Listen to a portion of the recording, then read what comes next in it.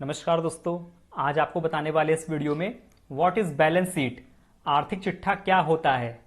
अगर आप कॉमर्स के स्टूडेंट हैं तो इसकी जानकारी आपको होना चाहिए कि बैलेंस शीट क्या होता है, बैलेंस शीट कैसे बनाया जाता है, ये भी आपको पता होना चाहिए। अगर नहीं पता है तो हमारे साथ बने रहिएगा वीडियो में। आगे आपको बताने वाले हैं बैलेंस शीट का फॉर्मेट, देन उसके बाद आपको बताएंगे बैलेंस शीट की इंपॉर्टेंस, और उसके बाद आपको बताने वाले हैं बैलेंस शीट के फीचर्स। तो वीडियो में सारी जानकारी आपको मिलने वाली है, तो वीडियो के साथ बने रहिएगा। और अगर जानकारी अच्छी लगती है तो अपने दोस्तों को भी शेयर कर दीजिएगा। आइए शुरुआत करते हैं। सबसे पहले हम लोग देखेंगे बैलेंस शीट क्या होता है, इसकी डिफिनेशन देखने वाले हैं। Balance sheet is one of the 3 fundamental financial statements and is key to both financial modelling and accounting.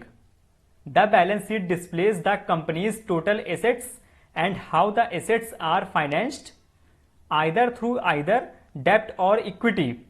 Okay, it can also be referred to as a statement or net worth or a statement of financial position.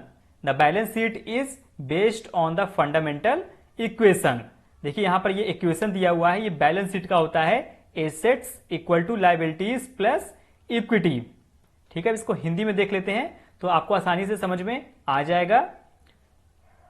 Balance sheet 3 मूलभूत वित्तीय विवरणों में से एक है और वित्तीय modelling और लेखांकन दोनों के लिए महत्वपूर्ण है।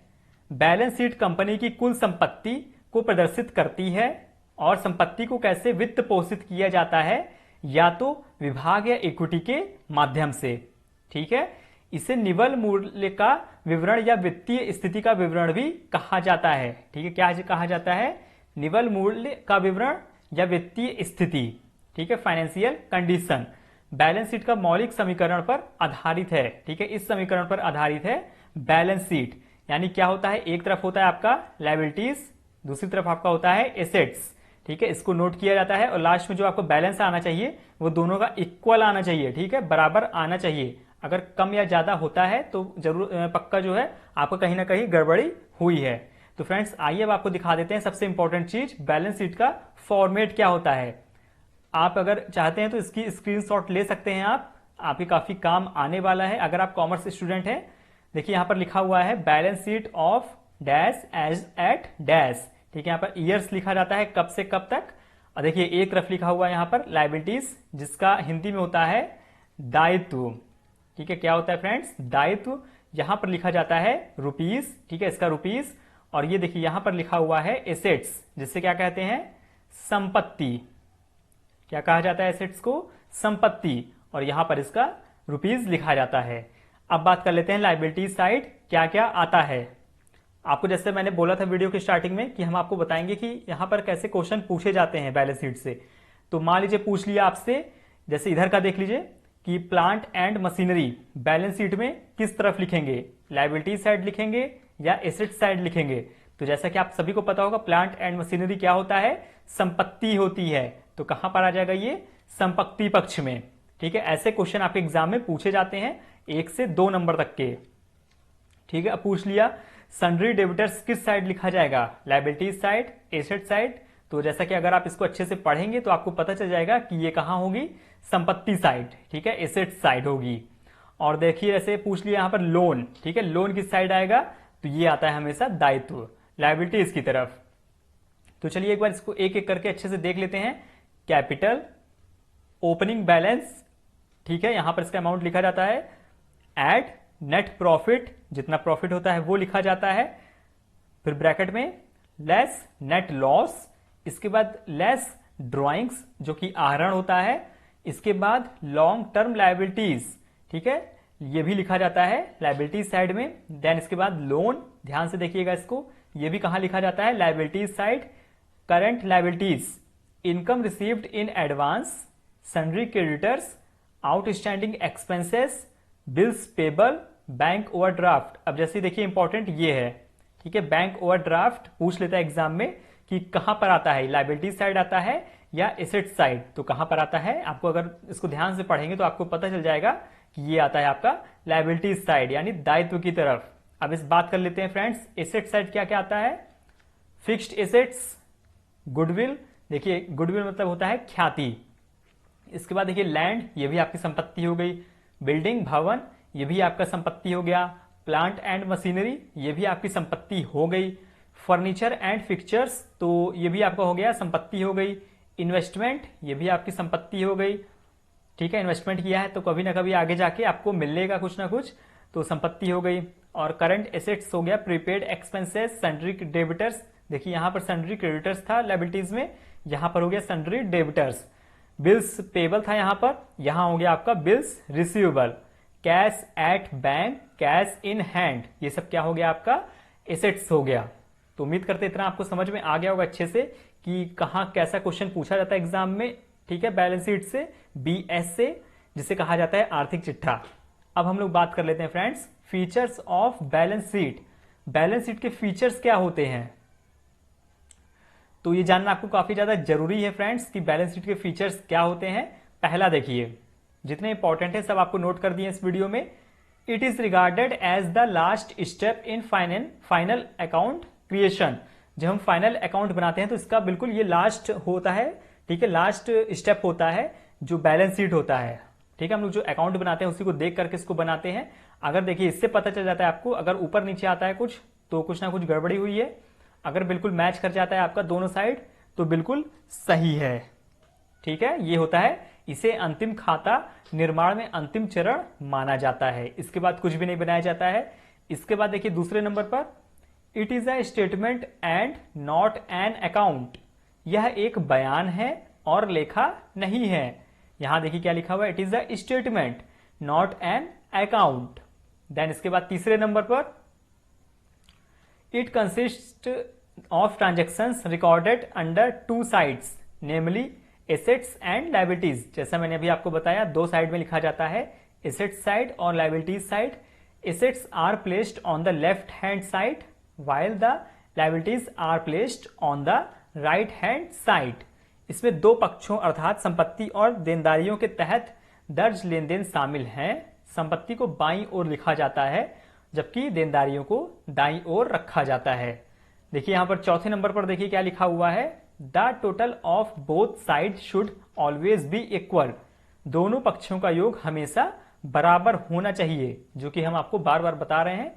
दोनों पक्षों का योग जो होता है वो बराबर होना चाहिए। ठीक है, अगर बराबर नहीं आ रहा है तो आपको फिर से अपना खाता चेक करना होगा, आपने कहीं गड़बड़ी की होगी। देखिए फ्रेंड्स, आपको हम इसलिए थ्योरी बता रहे हैं जिससे इससे रिलेटेड कुछ भी क्वेश्चन आपको समझ में आ जाए।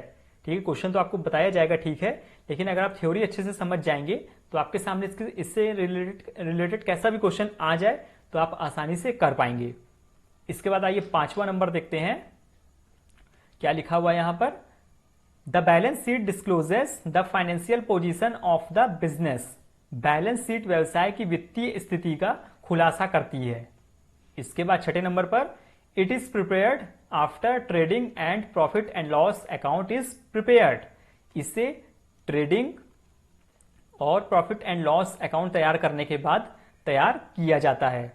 ठीक है, जब आपका ट्रेडिंग अकाउंट और प्रॉफिट एंड लॉस अकाउंट बन जाता है देन उसके बाद आपकी बनती है बीएस, बैलेंस शीट।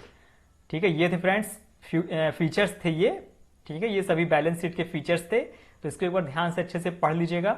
अब आपको बताने वाले हैं इंपॉर्टेंस ऑफ बैलेंस शीट। आखिर में बैलेंस शीट के इंपॉर्टेंस क्या होते हैं, ये भी आपको जानकारी होना चाहिए। तो देखिए यहां पर जितने इंपॉर्टेंट है आपको बता दे रहे हैं। पहला, creditors, investors and other stakeholders use this financial tool to know the financial status of a business. लेनदार, निवेशक और अन्य हितधारक किसी व्यवसाय की वित्तीय स्थिति जानने के लिए इस वित्तीय उपकरण का उपयोग करते हैं। ठीक है, बड़े बड़े बिजनेसमैन क्या होते हैं, अपनी वित्तीय स्थिति का जानकारी, ठीक है, अपने बिजनेस की वित्तीय स्थिति, फाइनेंशियल कंडीशन जानने के लिए क्या करवाते हैं, बैलेंस शीट को तैयार करवाते हैं। देन इसके बाद दूसरे नंबर पर ये हो गई इसकी इंपॉर्टेंस।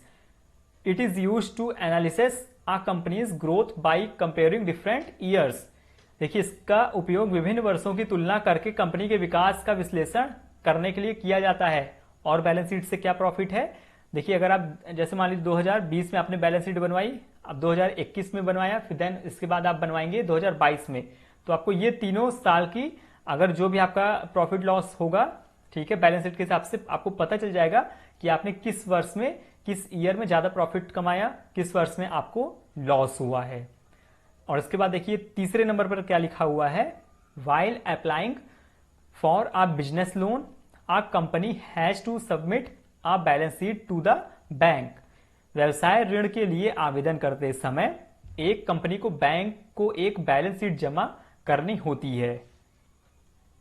इसके बाद देखिए अगला क्या है, चौथे नंबर पर, stakeholders can find out the business accomplishment and liquidity position of a company. हितधारक किसी कंपनी की व्यावसायिक उपलब्धि और तरलता की स्थिति का पता लगा सकते हैं। ठीक है, इससे किसी भी कंपनी का आप उपलब्धि, ठीक है, यानी सक्सेस और तरलता का पता लगाया जा सकता है। देन इसके बाद companies balance sheet analysis can detect business expansion and future expenses.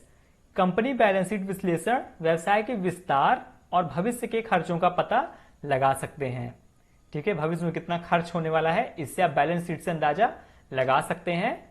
ठीक है, पिछले कई साल का बैलेंस शीट मिला करके अगर आपका बैलेंस शीट बढ़ता जा रहा है तो आपको इससे जानकारी हो जाएगी कि आपके खर्चे बढ़ रहे हैं और आने वाले समय में भविष्य में भी खर्चे बढ़ सकते हैं, और व्यवसाय के विस्तार की भी जानकारी मिल जाती है। तो ये सभी थे फ्रेंड्स आपके इंपॉर्टेंस ऑफ बैलेंस शीट। तो फ्रेंड्स आज इतना ही बताना था आपको, इससे आपके काफी क्वेश्चन कवर हो जाएंगे। जितना मैंने आपको बताया, फीचर्स बताया, इंपॉर्टेंस बताया आपको, और फॉर्मेट भी दिखा दिया आपको, जो कि काफी क्वेश्चन यहां से पूछे जाते हैं। आप इसको स्क्रीनशॉट ले लीजिएगा अगर आप चाहते हैं तो, और डेफिनेशन भी मैंने आपको बता दिया। तो आज के लिए इतना ही फ्रेंड्स, मिलते हैं नेक्स्ट वीडियो में एक और इंपॉर्टेंट वीडियो के साथ। अगर आप किसी और टॉपिक पर वीडियोस चाहते हैं तो आप हमें टॉपिक कमेंट कर दीजिएगा, आपको हम थ्योरीज और क्वेश्चंस प्रोवाइड कर देंगे। पहले आपको हम थ्योरीज कवर करा रहे हैं, उसके बाद आपको लगातार वीडियोज में एमसीक्यू प्रोवाइड करेंगे। तो फ्रेंड्स वीडियो को पूरा देखने के लिए बहुत बहुत धन्यवाद। जय हिंद, जय भारत।